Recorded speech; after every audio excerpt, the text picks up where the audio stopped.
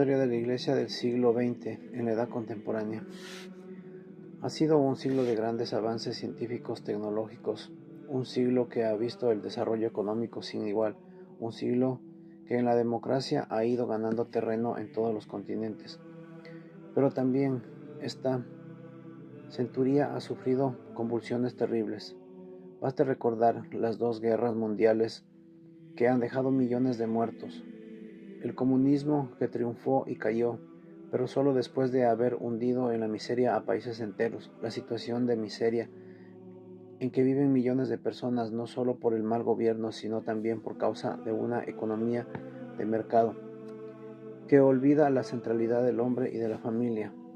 Ha sido un siglo en que la ONU ha publicado la Declaración Universal de Derechos Humanos en 1948.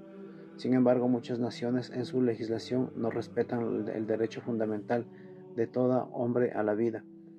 En este siglo la Iglesia ha tenido que afrontar numerosos retos en sus acciones evangelizadoras, seguir clarificando su doctrina en la materia social, puntualizar la dimensión ética de los avances técnicos y científicos, en encauzar correctamente la interpretación de la escritura sin exageraciones del modernismo, iluminar la actividad de los católicos en la política, cuidar la recta interpretación y aplicación de los documentos emanados por el Concilio del Vaticano II, afrontar el reto de predicar a Cristo en un mundo secularizado que relativiza la verdad religiosa y moral y hunde al hombre en el vacío existencial, contrarrestar el empuje de las sectas, etc. Sucesos y problemas sociales. La industrialización de los países capitalistas produjo graves desequilibrios sociales desde el siglo XIX. Aumentó el número de habitantes de las ciudades en donde los campesinos iban en busca del trabajo. Las urbes no pudieron cubrir todas las necesidades que representaba el aumento de la población. El trabajador no estaba protegido por las leyes, ganaba un salario insuficiente y carecía de la seguridad y prestaciones. La explotación de que las industrias hicieron del trabajo de mujeres y niños fue inhumano. Lamentablemente, fue apareciendo la solidaridad entre el proletariado y este fue obteniendo el reconocimiento de sus derechos individuales y sociales por medio de huelgas y otros mecanismos de defensa. Estalló la Primera Guerra Mundial en 1914 y 1918. Causa primero. El asesinato del archiduque Francisco Fernando. La chispa que encendió la hoguera fue el asesinato del primer heredero del trono austriaco en Sarajevo, Austria. Culpó a Serbia y le declaró la guerra a Austria, y se unieron Alemania, Turquía y Bulgaria, y en el abandono opuesto se alinearon Francia, Inglaterra, Rusia, Japón, Italia, Rumania, Portugal y hacia el final de Estados Unidos. Rivalidad económica entre países, pero ya antes el ambiente se había ido volviéndose tenso por diversos conflictos, ligados casi siempre a intereses económicos. Cabe mencionar que la crisis monárquica entre Alemania y Francia, que terminó con el acuerdo de Algeciras o la anexión de Bosnia-Herzegovina por parte de Austria-Hungría, o la guerra ítalo-turca por el territorio de Trípoli. La carrera de armamentos. La tensión antes descrita hizo que los ejércitos estuviesen siempre en alerta e incrementasen la producción de armamentos de una manera especial. Los diversos países expulsaron sus marinas de guerra. Por último, los nacionalismos. Será la gota que colme el vaso, especialmente en los Balcanes, checos, croatas, bosnios, eslovenios, pero también en Francia, que todavía se resienten de la derrota de 1871, en Alemania, en que la idea del pangermanismo ha adquirido carácter agresivo. 2. Consecuencias. Económicamente, la guerra causará un gran desastre en Europa.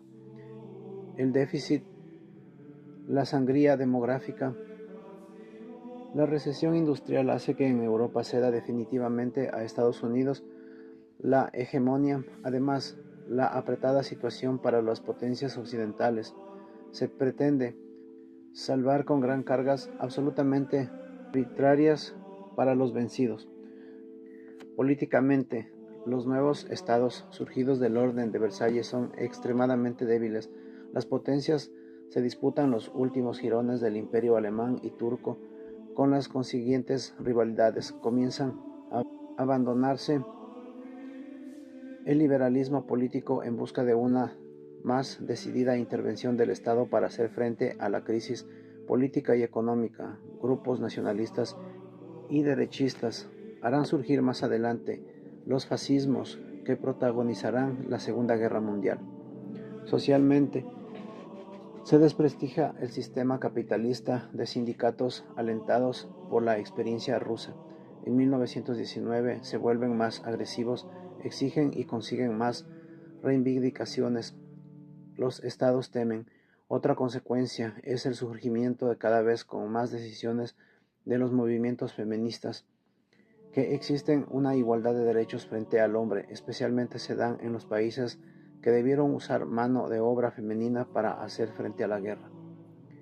Tratado de Versalles. En enero de 1919 se unen en Versalles las potencias en guerra para negociar la paz.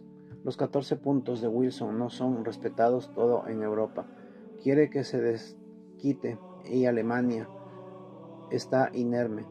A Alemania le imponen unas condiciones humillantes: remodelación de las fronteras, reparto de sus colonias, entrega de prisioneros y de su ejército, enormes indemnizaciones de guerra, restricciones a su flota mercante, transportes, ganados y de cada reconocimiento de Hungría, Checoslovaquia, Polonia, Yugoslavia, Turquía.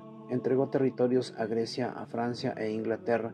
Se reparten el Oriente Medio. Estados Unidos no se aviene a firmar este expolio, que a la larga genera la Segunda Guerra Mundial. Por último, se discute la situación de Rusia, que vive su revolución bolchevique. Occidente busca intervenir contra los comunistas, pero el mundo ya está cansado de guerras. Solo se conforman con formar un cordón nacionalistas autocomunistas alrededor de la Unión Soviética, Finlandia, repúblicas bálticas, Polonia y Rusia.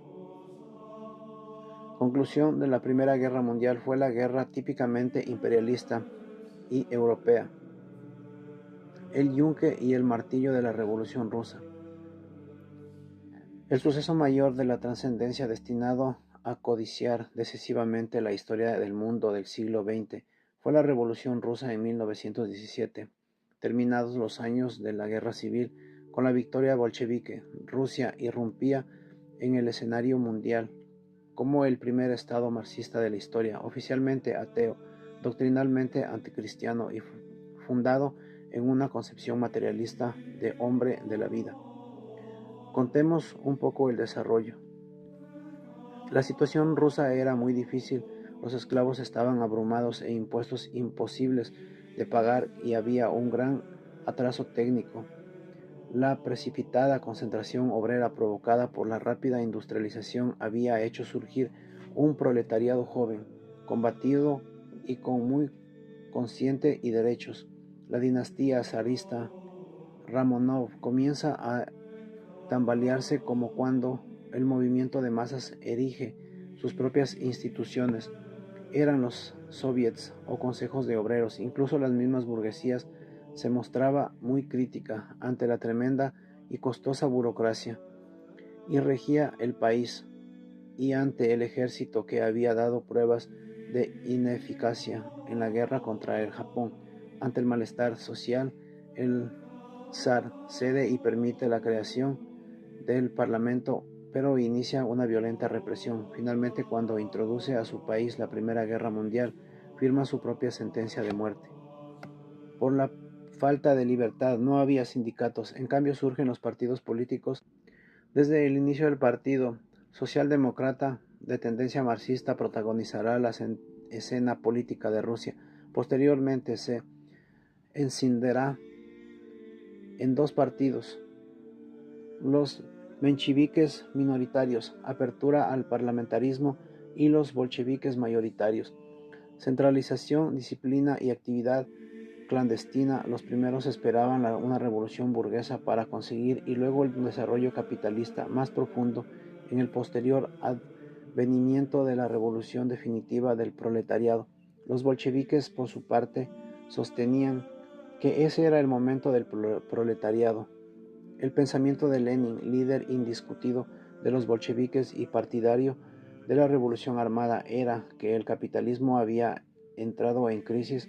En ese momento crítico debía ser aprovechado a toda costa. Por otra parte, las derrotas enfrente, los campos y las industrias desorganizadas y la rebelión del ejército, la corrupción en los cortes, los precios y los racionamientos todavía invitaba a la revolución. En 1916 surgen los primeros movimientos muy desorganizados. Son inicialmente controlados por la burguesía liberal. Logran su propósito con la formación de un gobierno provisional constitucionalista. El hombre fuerte de este gobierno será Kerensky, un liberal burgués demócrata y parlamentario. Su dinastía zarista ha caído, sin embargo surge el poder paralelo. Son los soviets que dominan las calles formados por obreros y soldados. Estos soviets oscilan peligrosamente entre los mencheviques, apoyan al gobierno constitucional. Los bolcheviques. El 25 de octubre de 1917 viene la resurrección bolchevique, que triunfa fácilmente en San Petersburgo y en Moscú. Se establece la abolición de la gran propiedad, control obrero de fábricas, leyes laborales y firma de la paz con Alemania y a cualquier precio. La base de poder del nuevo gobierno la constituían los soviets, enteramente controlados por bolcheviques. Se proclama la República Federal Socialista Soviética. Comienza la Guerra Civil. Consecuencias: un caos en la Unión Soviética. Políticamente se endureció en concentración absoluta del poder de los bolcheviques, partido único económicamente, colectivizaciones, nacionalizaciones, desempleo, inflación. Posteriormente, sin embargo, Lenin condujo a Rusia en formas algo occidentalizadas de producción. Poco después muere Lenin y comienza el largo impulso entre Stalin y Trotsky. Este último será desterrado de la Unión Soviética en 1929. Fue Stalin quien dio forma a la primera nación comunista. Movimientos fascistas. El periodo de entreguerra es el de los fascismos o estados capitalistas de excepción. Fascismo italiano. Mussolini surge como el gran salvador de la patria llamado por el rey para formar gobierno en un momento crítico de su reinado. Comienza el Estado totalitario, propaganda y nuevas leyes, violencia. Todo es válido para renegar y engrandecer la patria y escapar del poder centrado en Duce, responsable solo ante el rey. Anexiona Etiopía. Adoctrina a la juventud, combate el paro y la excesiva importación, conjuga la propiedad privada y estatal. Nazismo alemán. La humillación de los Versalles va a caer en Alemania un nacionalismo de ultranza, especialmente agresivo frente a la vecina Francia. En este ambiente de caos surge el Partido Obrero Nacional con un marcado carácter antisemita, nacionalista y militar. Fue dirigido desde 1920 por Adolf Hitler, inspirado en el superhombre de Nietzsche. Poco a poco se incorpora Himmler, Göring, Hess, Goebbels. Sus máximos dirigentes se declaran revolucionarios y antiparlamentarios. En 1923 intentan un golpe en Múnich, fracasan y Hitler va a la cárcel, en donde escribe su libro Mi lucha, la necesidad de un espacio vital para Alemania, la teoría de las razas, el peligro comunista. Con las crisis de 1929 comienzan sus apoteosis. Llegan a ser canciller, forma un estado totalitario, partido único, centralización de gobierno, Gespato, campos de concentración, purgas y la SS Auturquía y desarrollo de la industria bélgica.